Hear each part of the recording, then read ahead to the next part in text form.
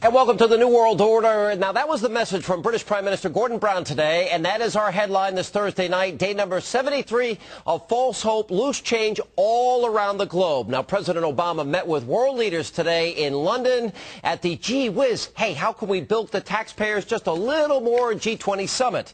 Now, Mr. Obama said the meeting is a, quote, turning point as world leaders agreed on a framework for unprecedented steps to so-called restore economic growth. But here at home, well, people are not so convinced. In a brand new Fox News poll released today, 66% of Americans polled believe that the worst is still yet to come in the economic crisis, while only 27% think that the worst is behind us. Maybe that's because TurboTax cheat Tim Geithner can only claim, get this, a very low approval rating of just 37%. Ouch. I bet he wishes that he ponied up that extra money in payroll taxes. Joining us tonight from London with more is Daniel Hannan. He is a member of the European Parliament. Daniel, good to see you. You've become quite a celebrity here in the U.S., especially among conservatives. I hope you're aware of your new status. It's a huge honor to be on your show for any conservative, or indeed for anyone, Sean. Well, welcome back. Look, first of all, I guess I'm going to start with the anarchists and the people that are protesting.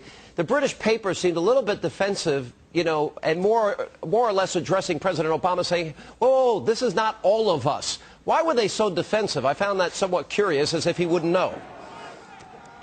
I suppose people wanted to make a good impression on him. I mean, and to be fair, he's pretty popular abroad. You know, his wife came to visit a girls' school in London, and she spoke very movingly. I mean, I know he wasn't your choice of president. Gordon Brown wasn't my choice of prime minister, but I think that people recognise that it's a good thing when the British and American leaders are working together, and people in this country regard you as their closest allies, and so that, I guess that was why they didn't want to let the side down. Well, we certainly do share values, and Great Britain has always been our closest ally, and the values in this world, especially in a world of terrorism, I think are ideal. Perhaps there's too much fixation on gifts and what Michelle Obama is wearing in meeting the Queen. A little alien to me, in as much as, you know, people are suffering. I'm not really concerned about what gifts wealthy people are giving each other, nor am I concerned what the First Lady is wearing. Are we spending too much time and attention and putting too much focus on that? Well, except insofar as it was seen to be a snub when Obama was kind of slapping Brown around. And, you know, I mean, believe me, Brown is not popular in this country. We all know that he's a ninny, but people kind of felt bad that he was being slapped around by Obama when we would rather that we slap him around. You know, that's our national pastime. Well, the perception from here, for me and for other conservatives, is that basically Barack Obama rolled over. Barack Obama capitulated. I mean, first of all, it's very clear that he and Brown are buddy-buddy now. I mean, all of that business from last month is over, you know. He couldn't have been more effusive. He used the word special relationship without the ghost of a smirk around his lips. And then there was that great thing about, we all owe Prime Minister Brown a great debt of gratitude. At first I misheard. I thought he was saying we all owe Gordon Brown a great debt, which would have been much more accurate. But yeah. You know, and why? Well, because those two were for the stimulus package, and on the other side, Sarkozy and Merkel and all the others were for more regulation. And kind of what I was afraid of seems to be what's happened at this summit, which is we've got a little bit of both bad ideas.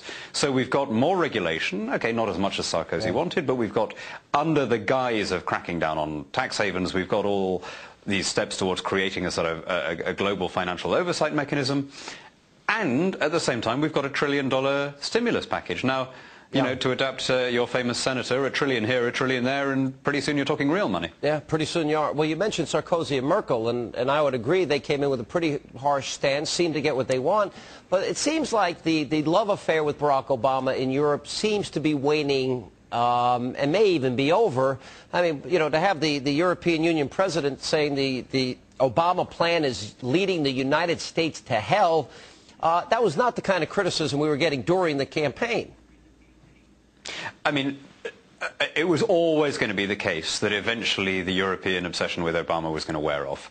And the reason for that is that there are fundamental disagreements between the US and the EU on a whole series of issues, which Obama, like any US president, is not going to be able to to drop his position on.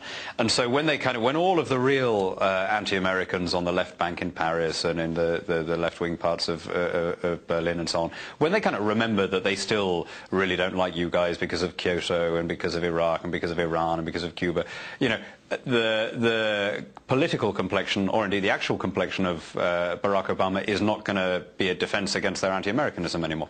You know, when you were last on the program, you put so much emphasis. You looked in the camera and you said, if you only remember one thing from this interview, please remember, do not follow us down the road of socialism. Do not nationalize your health care. And we got more mail, more responses, more people, I think, getting it.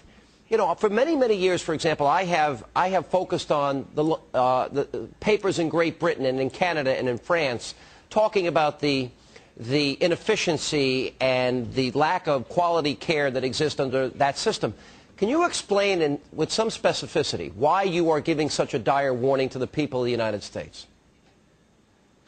Because you're our friends, and if you see a friend about to make a terrible mistake, you try and warn him. And we've lived through this mistake. We've lived through this mistake for 60 years now.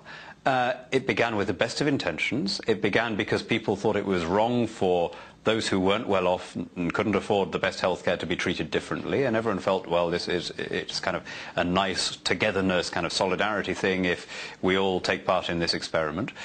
But the reality is it hasn't worked. It has made people iller. We spend a lot of money and we get very bad results. You look at survival rates for cancer or heart disease, we are well down on all the leagues.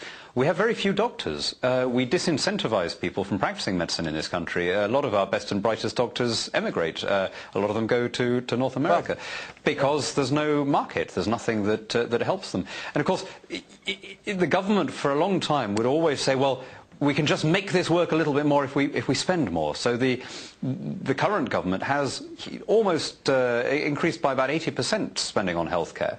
But of course, as long as you have a socialist system, no amount of extra spending is going to rescue it. And so there was an absolutely neat example of the unplanned consequences of socialism.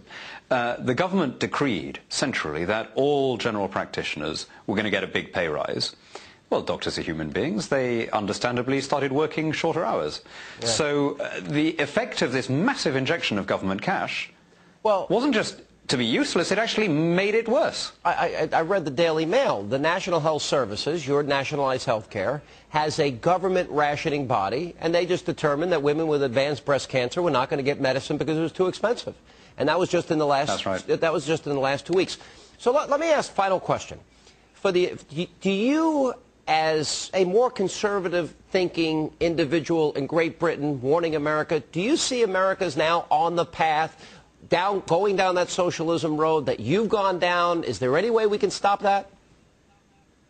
Well, I mean, you're way in a better position than us. You're not starting from where we are. And you've got a dispersal of power. I mean, this is a great thing that your country has, that because you've got states' rights, you've got 50 different jurisdictions, you've got the capacity to experiment, and something that is going wrong in one place, the others learn from, something that's going right, the others can copy. We don't have that. When we make a mistake, we stick with it. And, you know, this has been the case with healthcare. You can't get rid of it because so many people now getting their living out of it. You know, it's the biggest employer in the world after the Chinese Red Army. So it's a very difficult thing for a British government to get rid of. Do I see you going down that road? Well, look, I am worried about the spending. I'm worried about the stimulus and the pork barrel, which began under the previous administration, has speeded up under this one. There's people in both parties who have been doing it. We're doing it worse, but that isn't a good enough reason for you guys to be doing it. Well, you know, and this thing, it's been, I don't know, maybe Fox is going to restore a little bit of sanity into the debate here.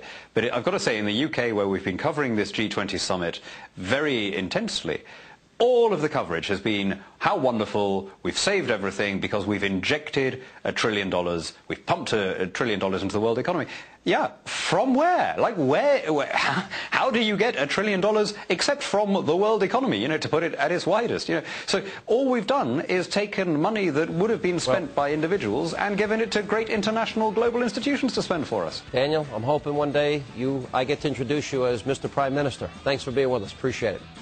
Thanks, John.